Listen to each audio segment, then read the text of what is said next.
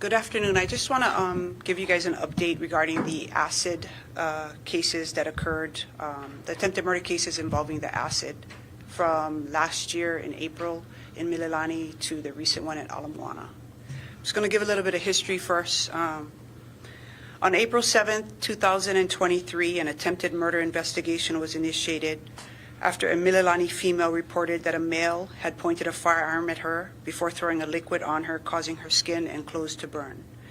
The victim was hospitalized in critical condition with severe burns. After 2 weeks of intense investigation, the suspect was identified as Paul Cameron, the 21-year-old ex-boyfriend of the victim. Cameron was arrested at that time for murder in the second degree on April 21st, 2023. And was being held at the Oahu Community Correctional Center while awaiting trial. While at OCCC, Cameron befriended Sebastian McQuan, who was awaiting trial for drug and assault charges. Cameron instructed McQuan on how to carry out an acid attack on a random person.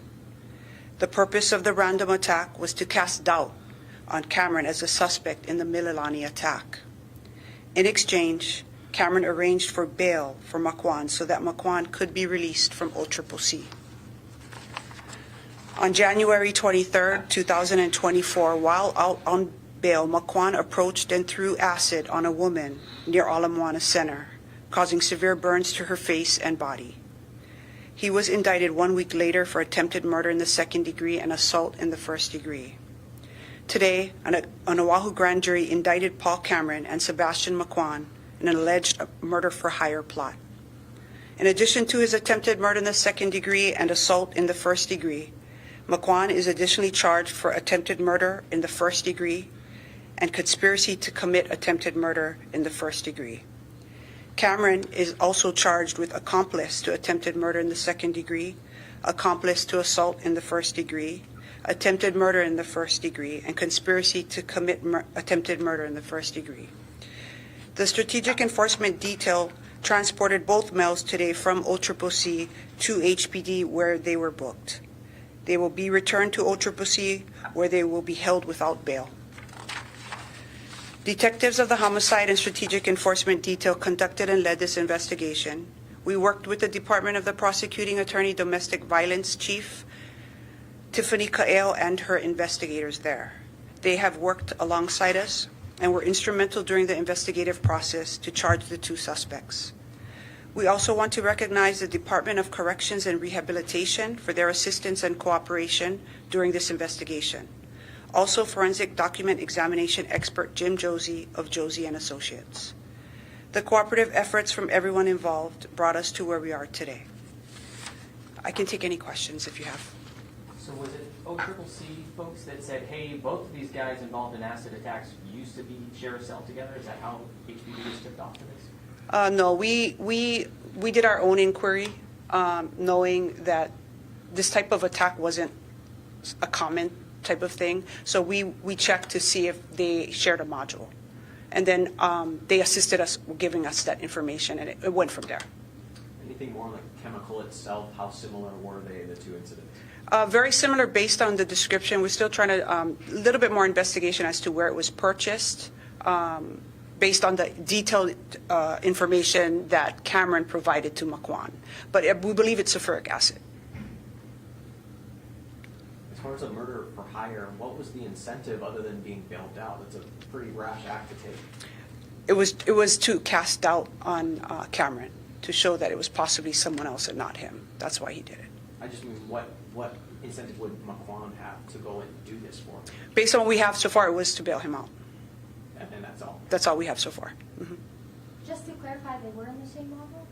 Yes, that has been confirmed. They were in the same module at some point. I don't know how long. I don't know. I don't have that information. But they were there together. And what steps are in place to make sure that this type of conspiracy doesn't take place? We've been working with the Department of Corrections. I mean, we can't control what people tell each other when they're in prison or at OCCC, but we are working with Department of Corrections. And how close were they in cell in terms of their relationship? We know that they were friends. Everything else would be rumors unless we speak to them, and they're not talking with us at this point. And then just for clarification, so the new charges for Cameron that's the attempted murder too, the assault, and the conspiracy? For Cameron, yes. So it is Cameron is accomplice to attempted murder in the second degree and accomplice to the assault. That's the attempted murder second, and the assault was initially what Makwan was, but he's an accomplice to both of those. And then conspiracy, For the murder in the first degree and the conspiracy to commit attempted murder in the first degree. oh, okay. that's- Mhm. So initially, were they being investigated as separate, and how does, now that they appear to be very related, how does that impact the investigation going forward? They were charged separately. So now that we realize it's a murder for hire plot, that's what the new charges are for as well. Can you describe some of the evidence or what investigators have looked through to kind of come down to this finding?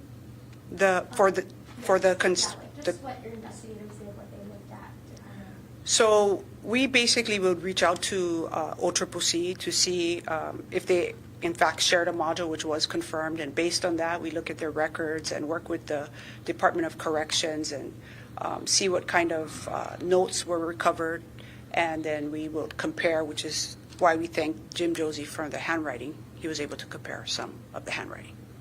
So it was a group effort. And the handwriting was what? Where did that come from? That was from within the cell, from not the cell, the module that was given to us.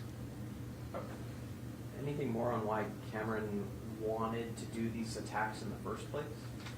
We didn't get to talk to Cameron, so it's only based on what I'm sharing is based on our investigation at this point.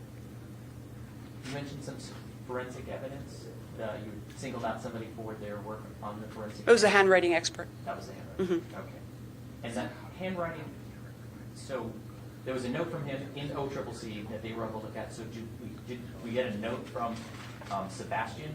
That was a handwritten note that he had gotten as well? So that's all part of the investigation. So that's as much as I'm going to release right now. Will Cameron's mother be charged with anything? Does she have anything to do with McQuan's bail? There's no charges for his mom right now at this point. How was he able to get that money to bail him out if he was already incarcerated? It's all part of the investigation. Okay? Okay, that's all I have. Thank you.